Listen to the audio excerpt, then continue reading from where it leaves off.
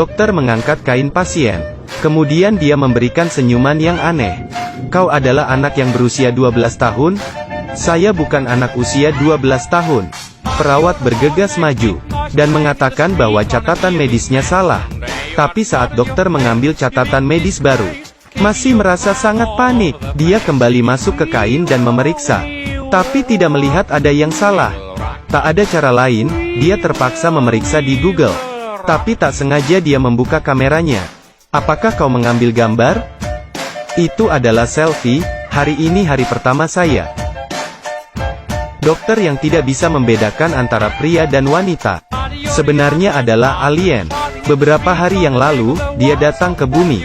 Tapi tidak sengaja UFO-nya rusak, sehingga terpaksa dia berkeliaran di bumi. Saat berkeliaran dia masuk ke rumah seorang dokter, dan melempar dokter ke danau es. Kemudian ia bergemetar dan berubah menjadi dokter, tapi ingin menjadi manusia bumi ini. Tidak cukup dengan mengubah penampilannya. Dia harus berlatih berjalan dengan hati-hati, belajar senyuman dari majalah N, dan juga harus belajar menyikat gigi dengan sikat gigi, dengan mulut makan. Bahkan agar mempermudah komunikasi dengan manusia, alien juga harus belajar berbicara. Dia membuka televisi, kemudian belajar berbicara dari orang di televisi, menjadi alien yang penuh penasaran. Bahkan dia belajar dari anak jalanan cara memberikan simbol jari tengah. Namun sebelum Harry selesai belajar, polisi menemukan dia, untuk membantu mereka memeriksa mayat. Harry awalnya ingin menolak, tapi agar tidak ketahuan, Harry pergi bersama polisi ke rumah orang itu. Begitu Harry masuk, dia langsung menghampiri mayat itu. Dari baunya diperkirakan dia sudah mati 6 jam. Tapi ini adalah orang hidup. Setelah menenangkan diri, Harry datang ke depan mayat asli. Saat dia membuka kain, Harry yang penasaran hanya melihat sekejap, dan langsung memastikan mayat ini adalah bunuh diri. Setelah itu dia langsung ingin pergi. Wali kota tidak berhasil membujuk Harry untuk tetap tinggal. Hingga wali kota mengatakan harus melakukan otopsi mayat. Harry akhirnya menunjukkan ketertarikannya. Kembali ke ruang otopsi, Harry mengeluarkan otak orang mati. Dengan penasaran dia melihatnya. Tapi istrinya orang mati itu, tiba-tiba masuk. Harry langsung saja kebingungan. Harry mengira dia akan kehilangan pekerjaan.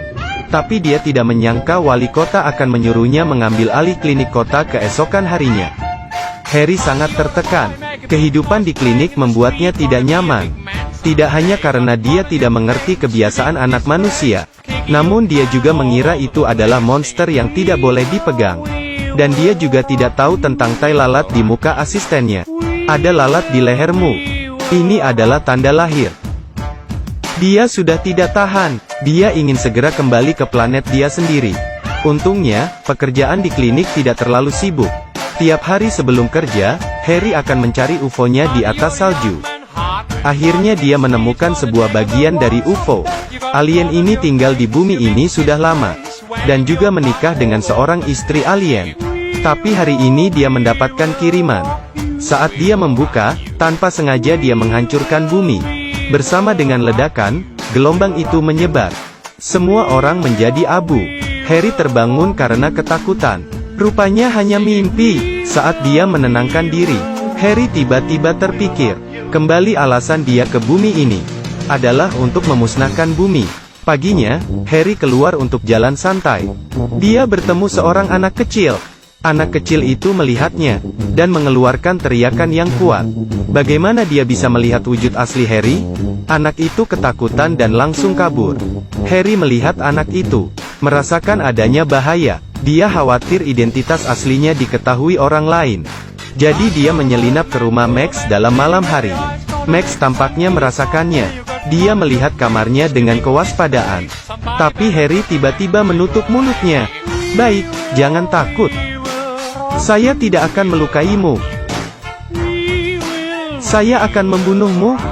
Segera gerak-gerik di rumah menarik perhatian orang tua Max. Harry bersembunyi di bawah tempat tidur, dan takut ketahuan.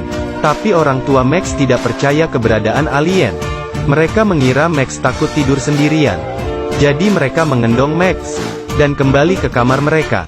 Tapi Max melihat Harry yang menunjukkan jari tengah kepadanya.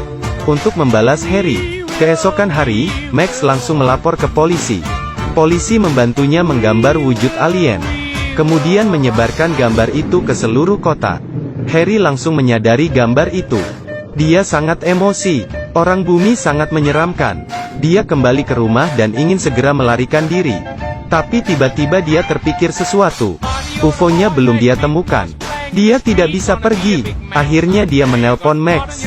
Dia mengubah suaranya dan berpura-pura sebagai teman Max. Dia ingin membohongi Max untuk membuang semua gambarnya.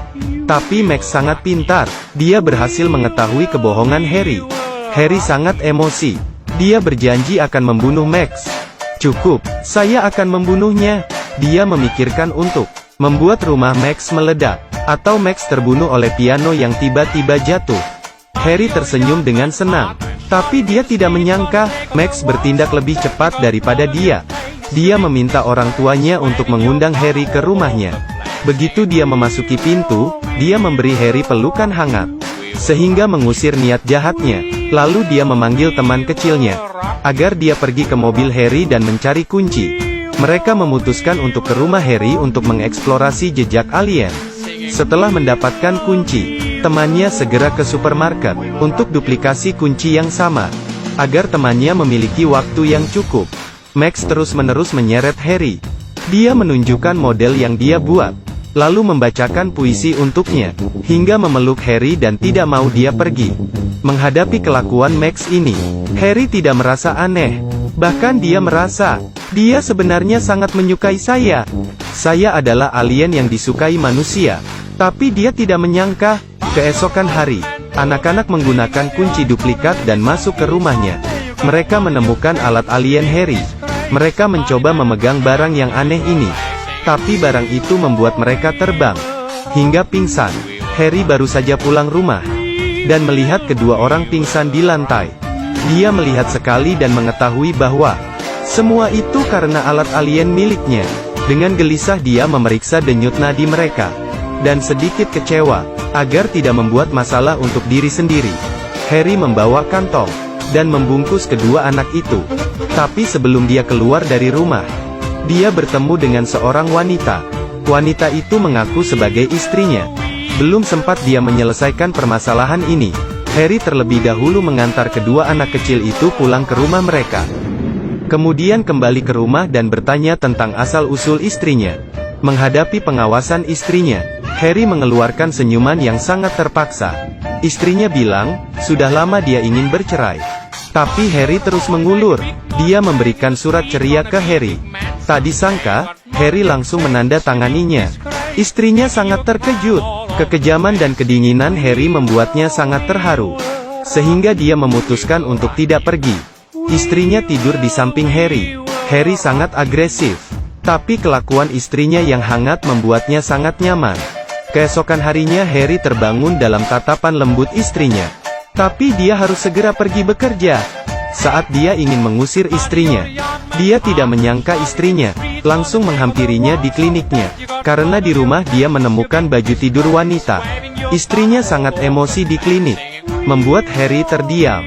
Tapi saat malam dia pulang rumah, istrinya kembali menjadi sangat lembut. Wanita manusia memang sangat membingungkan. Istrinya membuatkan steak kesukaan Harry.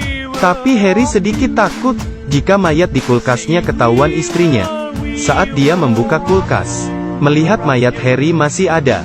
Akhirnya dia tenang untuk menikmati makan malam bersama istrinya. Dia makan steak dengan istrinya dengan mesra. Setelah makan, istrinya mengajaknya berdansa. Mereka semakin mendekat. Harry tiba-tiba merasakan dirinya memiliki perasaan yang dimiliki manusia. Jadi dia mencium istrinya. Keesokan hari, istrinya mengajak dia pergi jalan-jalan. Mereka bermain bersama, dan juga membuat kue bersama. Istrinya tiba-tiba menyuruh Harry pergi ke New York bersamanya. Harry kebingungan, dia masih harus mencari UFO-nya. Dia tidak bisa terjebak oleh perasaan manusia. Jadi keesokan hari dia bangun pagi, dan membuat sarapan untuk istrinya. Tapi dia memberikan racun di kopi. Istrinya hanya minum sekali, dan Harry segera mencari bagian dari UFO-nya. Akhirnya dia menemukannya di tengah salju. Tapi Harry tidak tahu, keberadaan UFO-nya sudah diketahui oleh polisi. Polisi juga mengikuti jejak, dan membuat UFO yang sama persis. Untuk menyelidiki UFO itu, polisi menyuruh orang mengawasi di sekitar UFO itu. Malam itu, Harry diketahui oleh mereka.